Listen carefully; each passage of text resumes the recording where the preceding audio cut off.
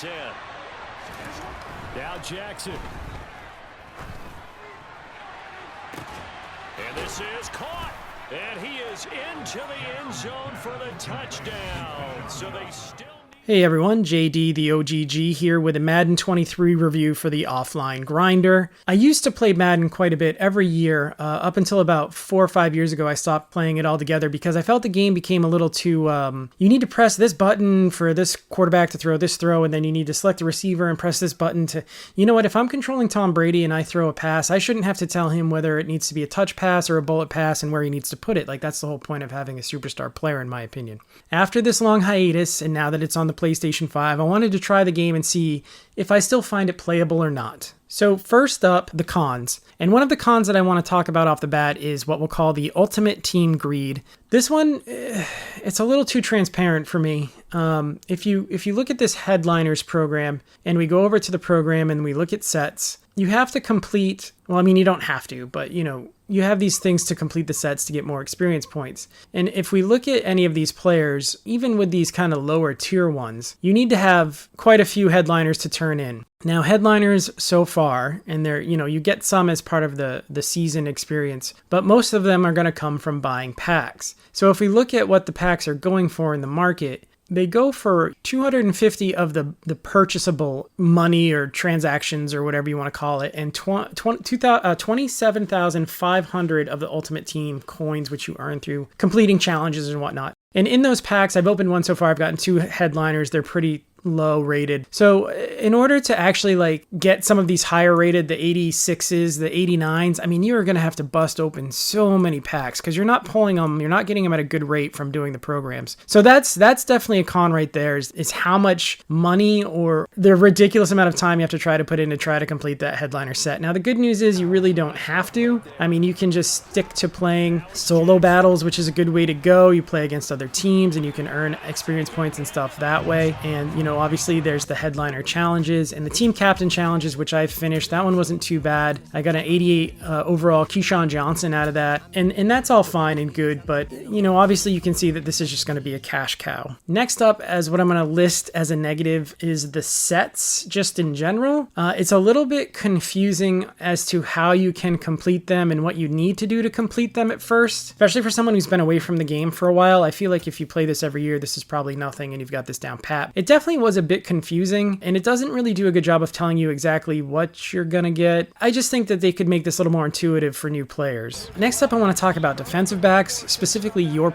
team controlled defensive backs and the terrible route coverage that they run. I mean, I'm going to show you some examples. Like, what is Snead doing on this play? I can't even figure it out. He's just lost. It just leads to way too many easy passes, easy completions. You've got the computer backed up and they just make your defensive backs do absolutely nothing. Your linebackers, they have no awareness whatsoever. So they should hopefully tweak the AI a little bit so that your defenders aren't completely incompetent. The next major con I'm going to list is the loading times. It takes a while after every game or challenge that you get out of for the game to figure out what's going on. And I know this is a new game, so I'm going to, at least give it a little bit of a positive that it's been pretty playable so far. You just have to deal with some long load times that I don't really expect for a PlayStation 5. Another thing is the XP that you earn doesn't update right away. Sometimes you kind of have to exit out of the game and come back in, or exit back to the main menu and come back in, as you can see here, and then you get your rewards and whatnot. But it's a little bit frustrating that it doesn't kind of update in real time. The last con I'm going to list is the graphics. For a PlayStation 5 game, I feel like this just isn't up to snuff. When I play my basketball or my baseball game, my girlfriend will sometimes think that there's a real game on, and you can see that too if you put it in certain modes and whatnot. It looks very realistic. The football game, I just don't think is at that level.